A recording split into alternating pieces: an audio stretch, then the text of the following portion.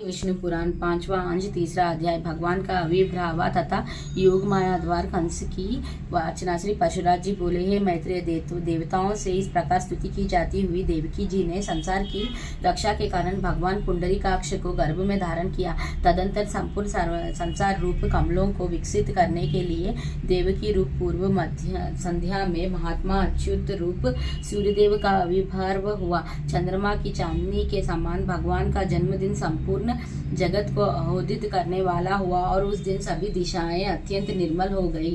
श्री जनार्दन के जन्म लेने पर संत जनों को परम संतोष हुआ। प्रचंड वायु शांत हो गया तथा नदियां अत्यंत स्वच्छ हो गई। समुद्रगण अपने घोष से मनोहर बाजे बजाने लगे, गंधर्वराज गान करने लगे और अप्सराएं नाचने लगी। श्री जनार्दन के प्रकट होने पर आकाशगामी देवगण पृथ्वी पर पुष्प बरसाने लगे तथा शांत हुए यज्ञगण फिर प्रज्वलित हो गए।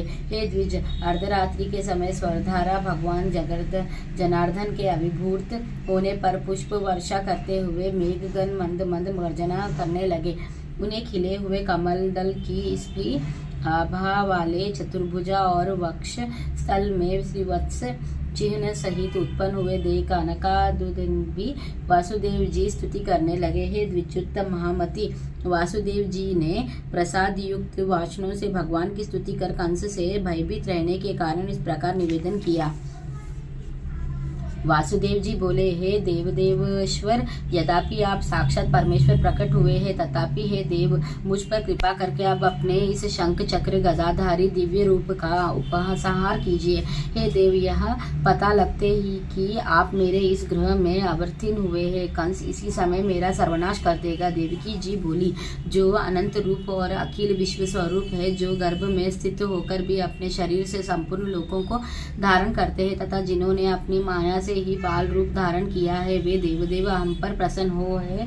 सर्वत्मन, आप अपने इस चतुर्भुजा रूप का उपसंहार कीजिए। भगवान यह राक्षस के अंश से उत्पन्न कंस आपके इस अवतार का वृतांत न जानने पावे। श्री भगवान बोले, हे देवी, पूर्व जन्म में तूने जो पुत्र की कामना से मुझसे पुत्र रूप से उत्पन्न होने के लिए प्रार्थना की थी, आज मैंने तेरे गर्भ से जन्म लिया है, इससे तेरी वह कामना पूर्ण हो गई। श्री परशुराम जी बोले, हे मुनिश्रेष्ठ, ऐसा कहकर भगवान मौन हो गए तथा वासुदेव जी भी उन्हें उस रात्रि में ही लेकर बाहर निकले। वासुदेव जी के बाहर जाते समय कारागृह रक्षक और मथुरा के द्वारपाल योग निद्रा के प्रभाव से अचेत हो गए। उस रात्रि के समय वर्षा करते हुए मेघों की जलराशि को अपने कफनों से रोककर श्री शेष जी अनक दुंदुभि के पीछे पीछे चले। भगवान विष्णु को ले जाते हुए वासुदेव जी नाना प्रकार के सैकड़ों भंवरों से भरी हुई अत्यंत गंभीर यमुना जी को घुटनों तक रखकर ही पार कर गए।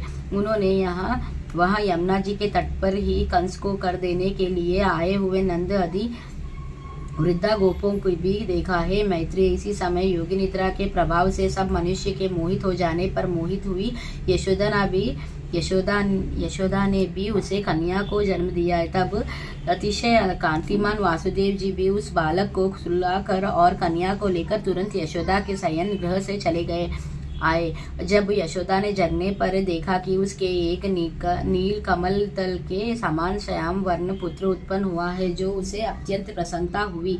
इधर वासुदेव जी ने कन्या को ले जाकर अपने महल में देवकी के शयन गृह में सुला दिया और पूर्ववत स्थित हो गए। हे द्विज, तदंतर बालक के रोने का शब्द सुनकर कारागृह रक्षक साहस उठ खड़े हुए और देवकी के संतान उत्पन्न होने का वृतांत कंस को सुना दिया। यह सुनते ही कंस ने तुरंत जाकर देवकी के रोंदे हुए कंठ से छोड़ ऐसा कहकर रोकने पर भी उस बालिका को पकड़ लिया और उसे एक शिला पर लपट दिया। उसके पटकते ही वह आकाश में स्थित हो गई और उसने शास्त्र युक्त एक महान अष्टभुजा रूप धारण कर लिया। तब उसने ऊंच स्वर से अट्टहास किया और कंस से रोष पूर्वक कहा, अरे कंस, मुझे पटकने के से तेरा क्या प्रयोजन सिद्ध हुआ जो तेरे वध करेगा?